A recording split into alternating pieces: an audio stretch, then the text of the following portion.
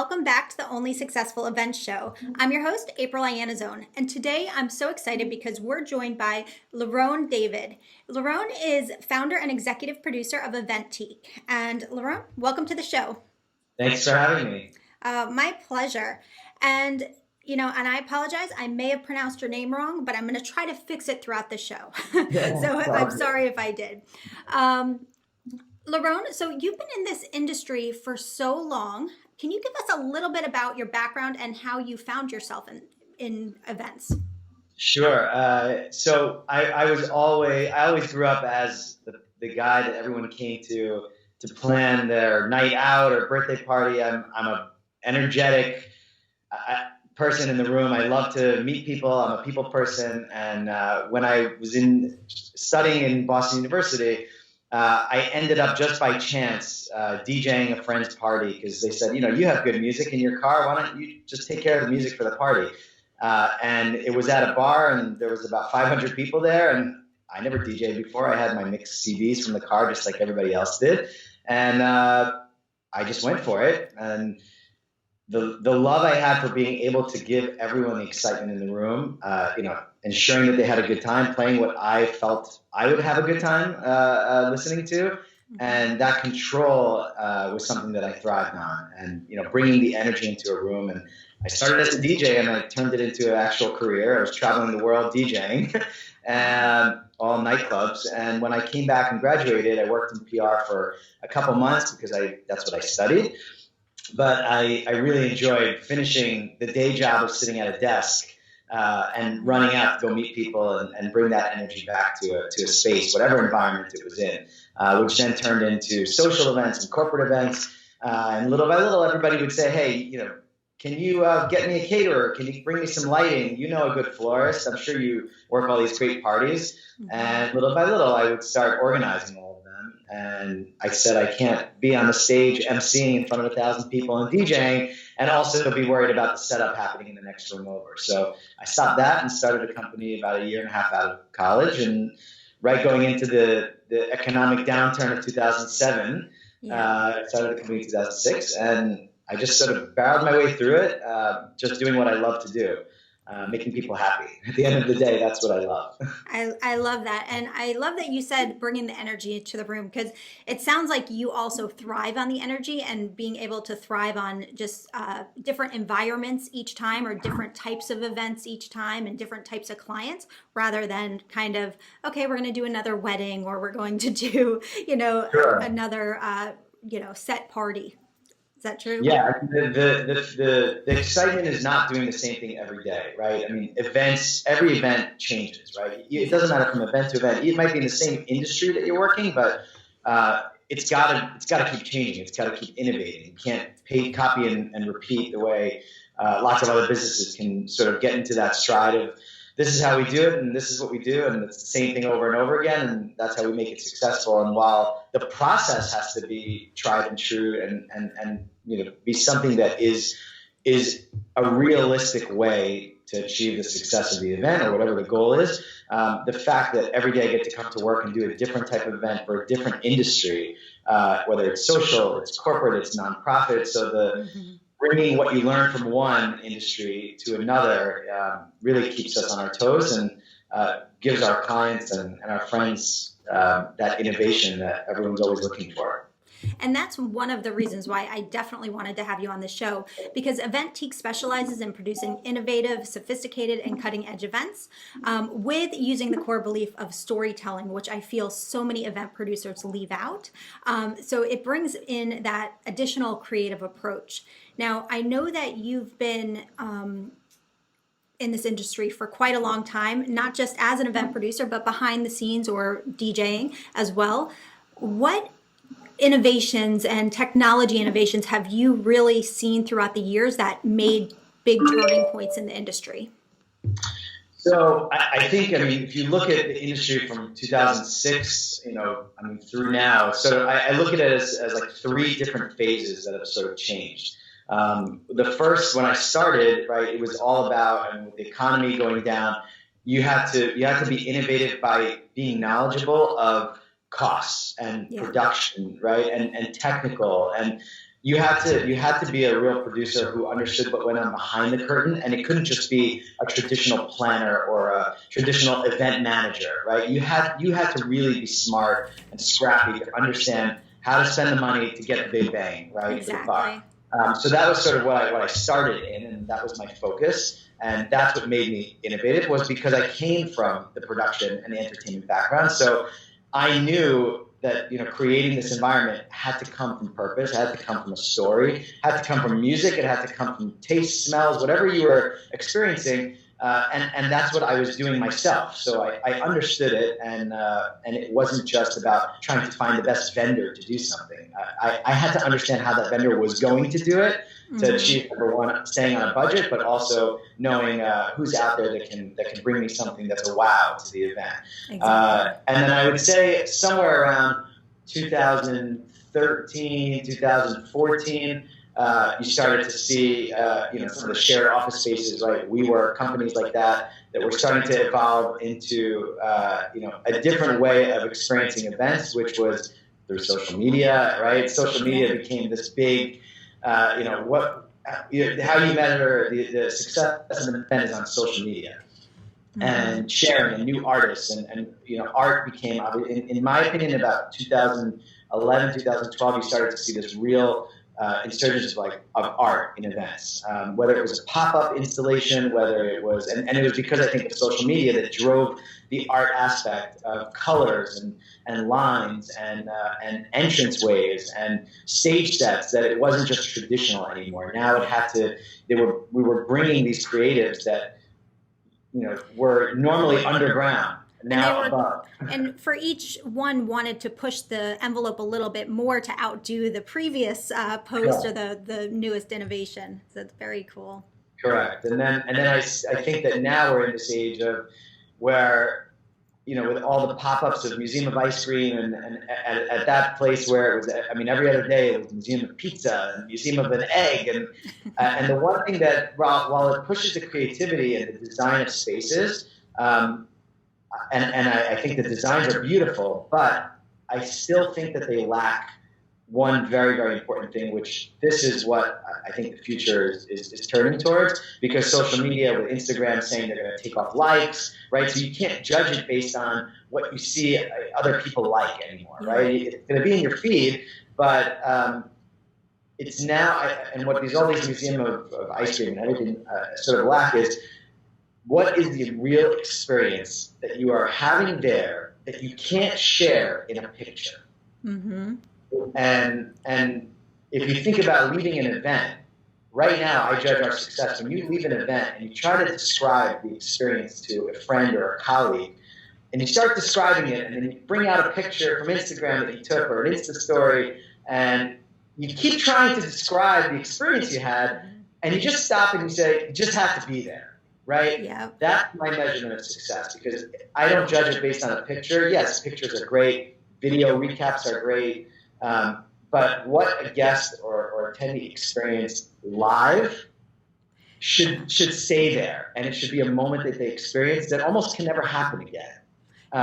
And everyone experiences moments in a different way. So what I experience is different from what you experience based on our tastes and personalities and everything else. So I might gravitate towards a more louder environment because that's my energy, versus somebody who wants to be more in a pre-function area because they're not that type, but they prefer to just be a people, networker. Yeah.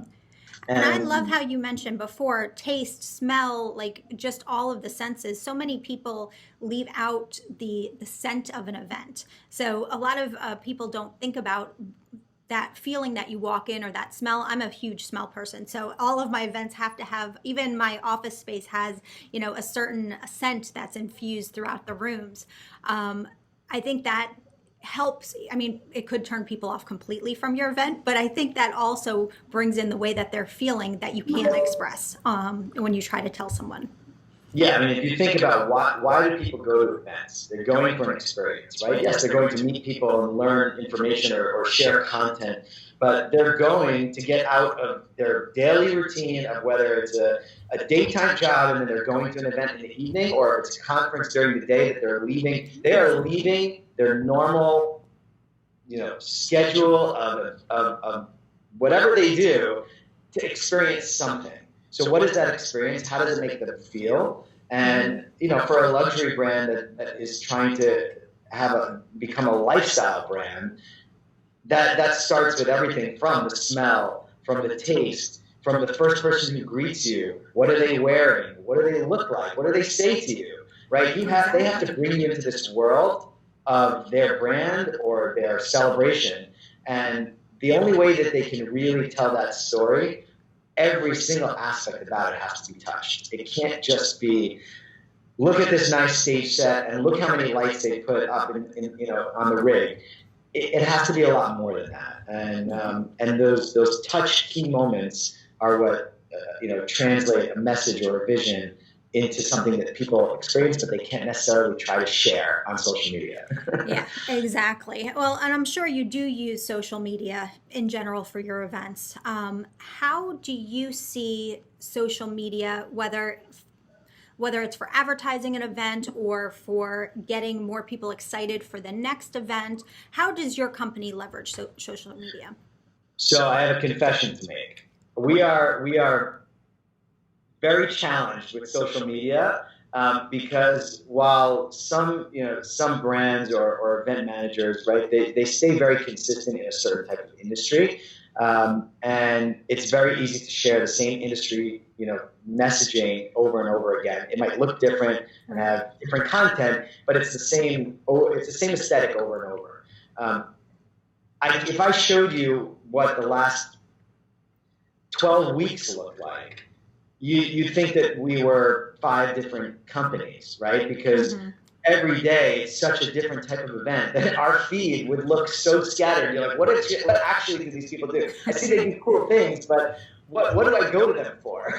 and we rely more on word of mouth to get those introductions and referrals, and people find us online, and that's great. But social media is always a challenge, how to make everything look cohesive. So we do our best, but it's definitely not as up to date. But with clients and brands, when they're sharing using social media for events, it's always about the influencer. Who's there? How do I get my message to their following so that they think, hey, this person, if all these people are interested in this, I should be too. And I think that's how brands are using social media, and that's why you see the age of the influencer and everybody getting paid, to stay home and do nothing but just tag people on social media because of followers, and that's great. And that's the new way of email marketing, right? There's no more email. I mean, email marketing is great, but how many emails do you get a day?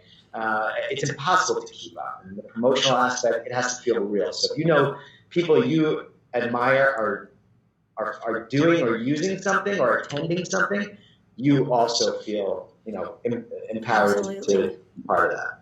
And do you guys use influencers? I shouldn't say do you guys use it, because obviously your clients do, but do you facilitate that for your client to make sure that certain influencers are at the events? Yes, so we will book influencers depending on what the brand is, but we also like to bring a different level, whether it's a keynote speaker or a host or influencers that are not necessarily on traditional brand for that company, but it brings a different viewpoint, right, and a completely different following. So really thinking outside of the box. I don't even think we know what the inside of the box looks like anymore.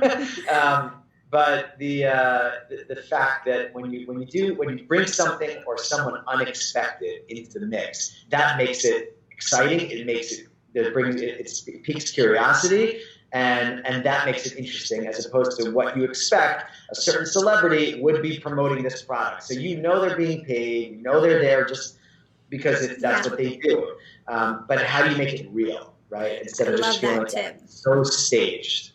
No, that's a great tip. Now, you mentioned most of your business right now is coming from word of mouth, and from client referrals, and that's awesome. And is that how you really continue to build your business, or do you have other strategies that you're using to grow Eventique? So, as we continued over the last couple of years, adding more members to our team, we've been very fortunate with a lot of inbound leads and business and referrals, and that's kept us extremely busy and adding more staff to our team to support those needs, those incoming requirements and requests. I would say that we haven't gone as outbound as I wish we could, because we are getting a lot of inbound, we're very And I grateful should say for. this to our listeners that haven't really checked you out yet. You have worked with some huge brands. So usually when you have a few of the very big brands under your belt, it's easy to continue to build from referral, or just it's easy to close the deal when you say, oh, I've done events for this and this and this person. So I love that. But are you doing anything on a regular basis to build your business?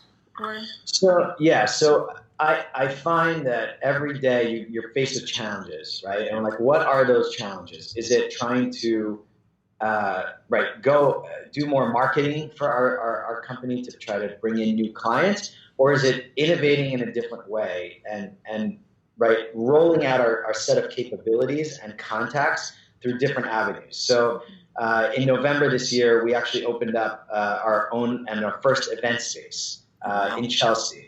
So we are always searching for event spaces, looking for certain things for our clients. And so we said, well, how do we use the fact that we are looking for something that is very hard to find, and let's build it and offer it to our clientele as a resource, as an avenue of promoting, and booking new events, as well as building up our relationships with new vendors who work in the space. So that was one avenue that we're really excited about. It's called Liron 541. awesome. And we've done some amazing events there so far in the short time we've been open, and some great stuff coming up.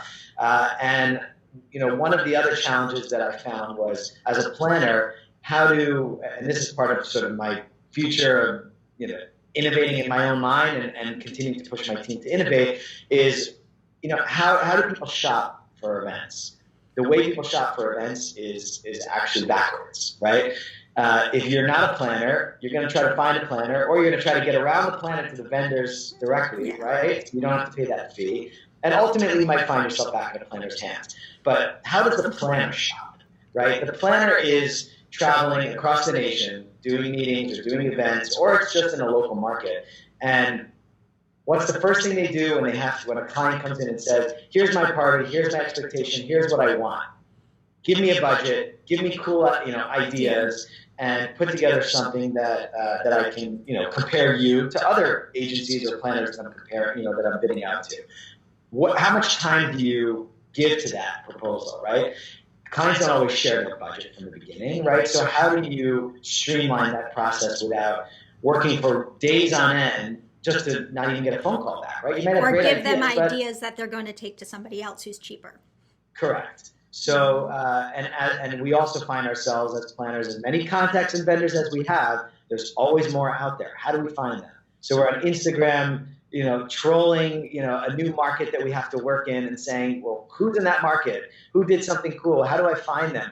And sometimes you'll get lucky and you'll find an amazing vendor, but most of the time you still have to vet them. You have to do your due diligence. You can't just book something because it looked cool at that event, and you really don't have a relationship with that vendor yet. So how do you continue innovating in markets or doing what you're already doing in a more efficient way? And so besides just going to Google, right, and just Googling away, or looking at endless vendor lists and endless, you have BizBash, you have PartyState, you have all these amazing companies that are producing content with vendor lists. Or you go to your venue to get married, you have a preferred list. You have 15 companies to call. How do you know who's reliable? How do you know who's best?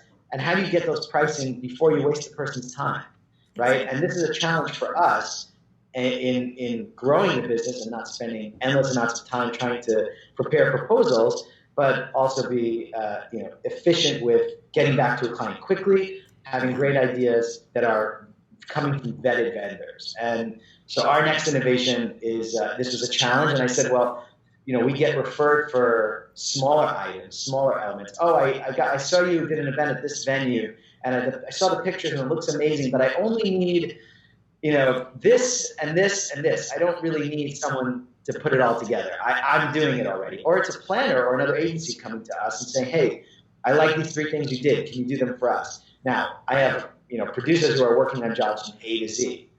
I don't say no to these people because it's a relationship, right? And I still want to build that. But I also have to be mindful of not this becoming a distraction to the bigger or more full, production events that we're doing. So I said, well, I'm not going to turn them down. So what do I do? Do I just keep, taking them, and do I have to hire more people just to do these smaller, requests or individual requests? And I said, no, I've got to create something for it. So that's the next rollout of our innovation is a company called Eventbox, which will be a shoppable marketplace for the most innovative products from vetted, reliable vendors, and it's complimentary for planners and nationwide. So we are launching in the spring. I would consider it an Amazon, right, for shopping for your events.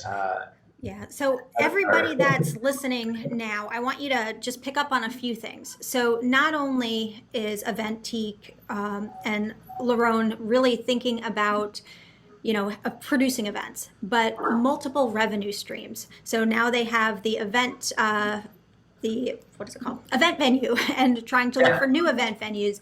The event box, although I would double check on that name, just so you know, there's one here, a totally different concept, but there is an event box in Palm Beach, Florida.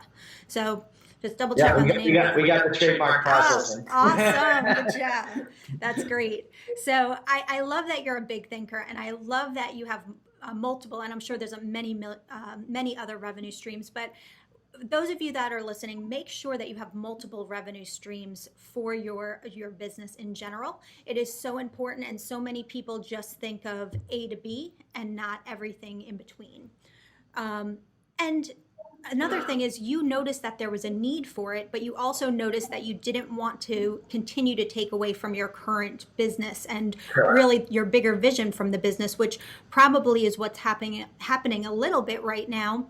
Is because you're using those resources to do these one-off events, or not one-off events, but little pieces of events, and which overall, it's probably in the long run will help your business, but also hurt it at the same time, because you're building the relationships, but you're also taking away from that bigger vision. So congratulations on just being an innovator in general. It's pretty amazing. Now, for us and for many other people in this industry, and I shouldn't even say this industry in general, it's hard to find good staff.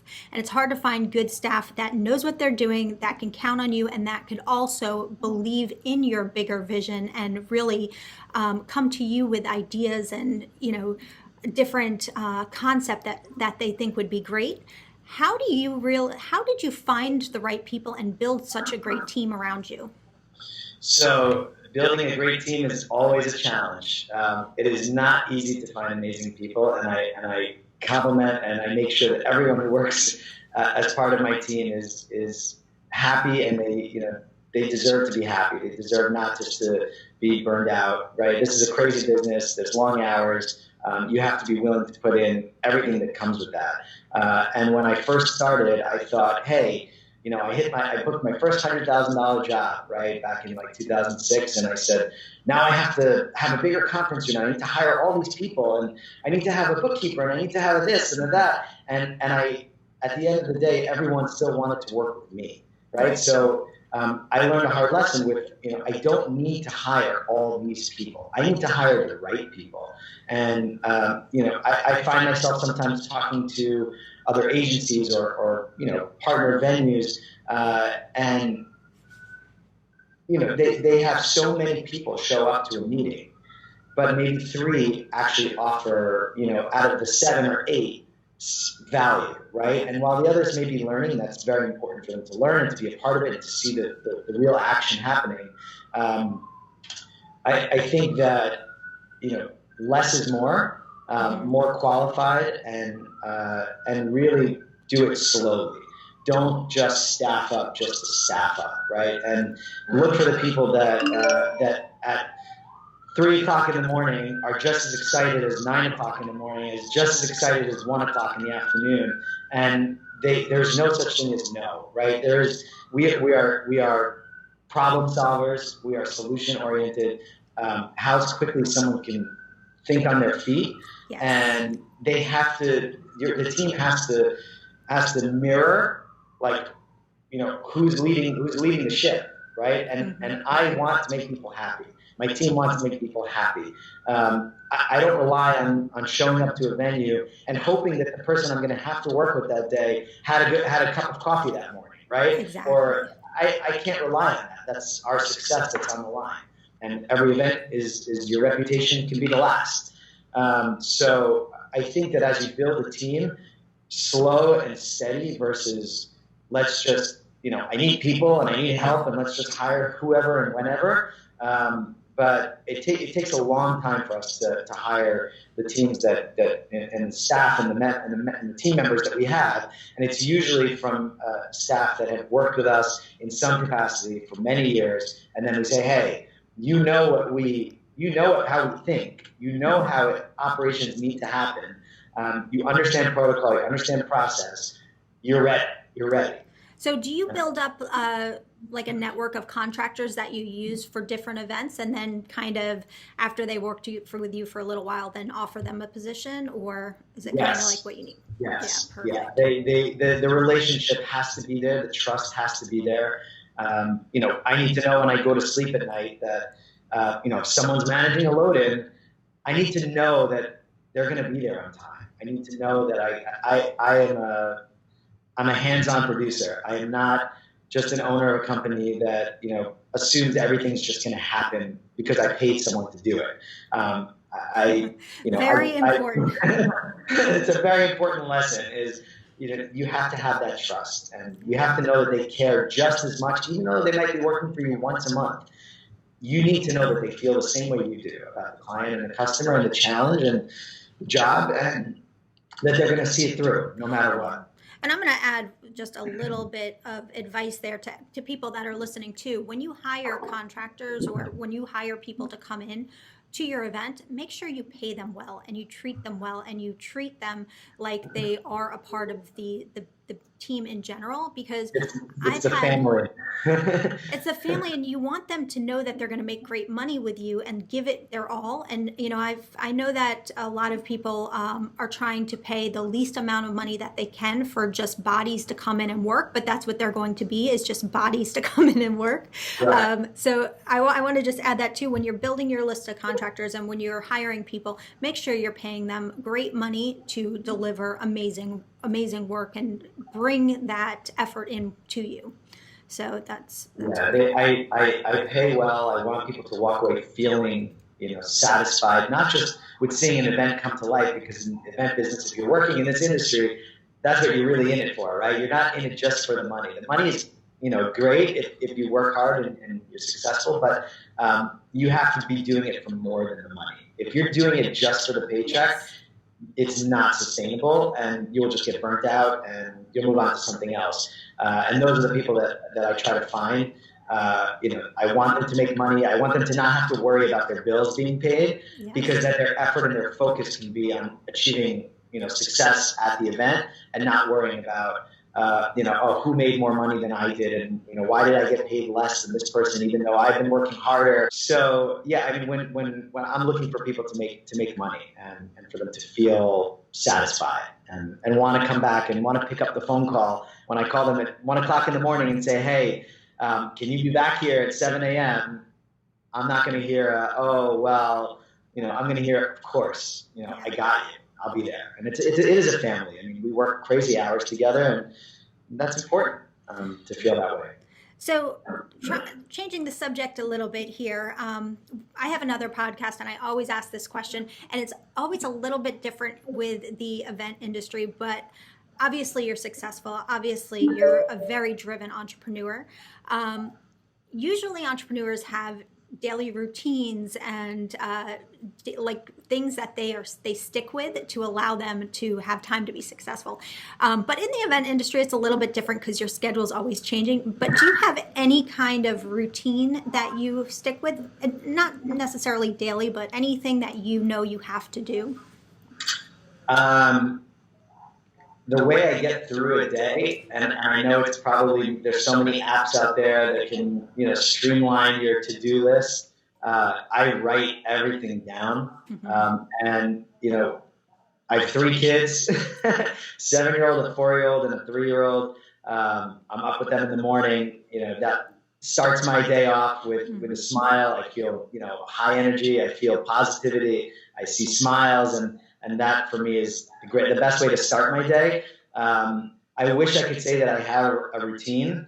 I might have a plan for a routine, and then a client calls, which is happening next week, and says, I need you in Africa in 2 days. Okay, great. Well, then all those personal training sessions that I had scheduled, or the meeting I had, scheduled for a yoga class, whatever it is, that just goes out the door. So, I would do what I'm doing right now, and I would do it if I didn't have to worry about paying bills, right? I would do what I'm doing right now for free. And that's at the end of the day.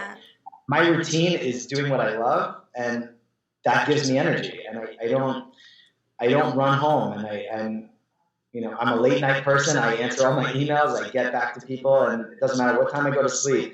I need to get those things done and off my checklist. And I wish I could say I had a routine to keep me sane, but I really don't. I love what I do, and this gives me the energy, and I thrive with it. So that's what works for me. I love that. And thank you for sharing all of this useful information. And I would love to have you on again in the future, because I want to also talk about how you closed your first brand, your first big brand, and things like that. But I'm excited to see the future of Eventique and to learn a little bit more about the event box once it's up and running. Is there anything that I didn't ask you that you want the audience to know?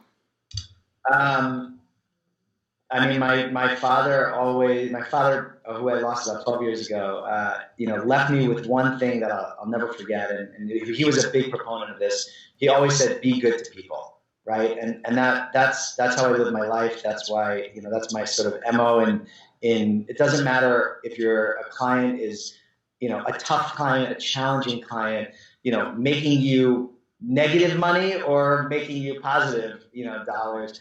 At the end of the day, just being good to the people around you is really what sets you apart from the rest of the world, right? And there's so much negativity out there. You have to stay positive and just be good to people. And at the end of the day, that's what I think will achieve a successful and happy life in whatever industry, especially this crazy one we work in. And on that note, that's a perfect way to end this. Thank you so much for joining us. And guys, make sure you check out Liron, and I will have all the links for Eventique and Liron right underneath this podcast, or right in the show notes, sorry.